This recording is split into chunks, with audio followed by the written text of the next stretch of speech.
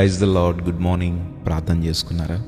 ప్రతిరోజు కూడా మనము మన రోజును ప్రార్థనతో ప్రారంభిస్తే ప్రతి శోధన మీద, పాపం మీద మనము విజయాన్ని పొందుకోగలుగుతాం. దేవుని యొక్క వాక్యాన్ని చదవడం ద్వారా పరిశుద్ధాత్మ దేవుడు మనతో మాట్లాడతాడు. ఆ మాటలు మన హృదయంలో భద్రపరచుకోవాలి. ఎందుకు భద్రపరచుకోవాలి బ్రదర్ అని మీరు అడగొచ్చు. కానీ ఈరోజు పరిశుద్ధ గ్రంథం నీకు సెలవిస్తున్న మాట ఏంటో తెలుసా? దావీదు భక్తుడు అంటున్నాడు, నేను పాపము చేయకుండా ఉన్నట్లు నీ వాక్యమును నా హృదయంలో ఉంచుకున్నాను అని దావీదు భక్తుడు అంటున్నాడు. తను పాపము చేయకుండా ఉండడానికి ఏం చేశాడు అంటే దేవుని యొక్క మాటలను తన హృదయంలో పెట్టుకున్నాడు. ఈరోజు నువ్వు చూసిన ప్రతి దాని వైపు ఆకర్షించబడుతున్నావు. చూసిన ప్రతి పాపంలో పడిపోతూ ఉన్నావు. నీవు చేయకూడదు అనుకుంటూనే ఆ పాపమును చేస్తూ ఉన్నావు. ఎందుకు అనంటే దేవుని యొక్క వాక్యము నీ హృదయంలో నిలిచి ఉండట్లేదు. ఎప్పుడైతే దేవుని యొక్క వాక్యము నీలో నిలిచి ఉంటుందో ఆ వాక్యము నిన్ను గద్దిస్తుంది. ఆ గద్దింపు ద్వారా మరలా నీవు దేవుని వైపుకు తిరగగలుగుతావు.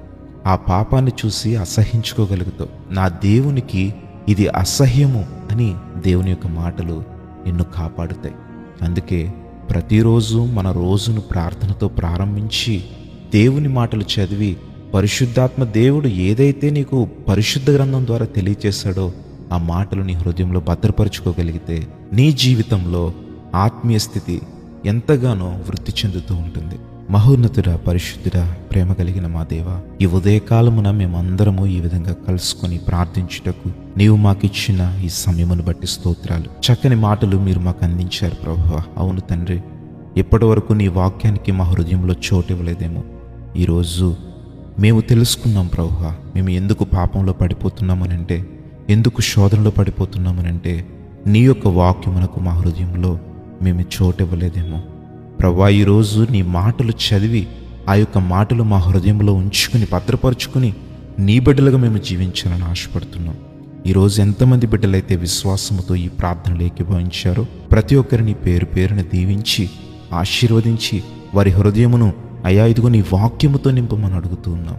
వారి జీవితంలో అయ్యా నీ ఆశీర్వాదమును కనపరచుమని అడుగుతూ ఉన్నాం. ఈ రోజంతటిలో కూడా ఉద్యోగములు చేయవారు, వ్యాపారములు చేయవారు, నేల పంటల మీద ఆధారపడిన వారు, ఇలాగూ ఎవరైతే ప్రభువా తమ జీవన విధానాన్ని తమ వృత్తిని బట్టి కొనసాగిస్తూ అయ్యా ఇదిగో నీతో నమ్మకంగా విశ్వాసంగా ఎంతమంది బిడ్డలైతే ప్రభువా ఈరోజు ఈ ప్రార్థన చేస్తున్నారో ప్రతి ఒక్కరిని దీవించి ఆశీర్వదించి నీ కృప చొప్పున భద్రపరచండి.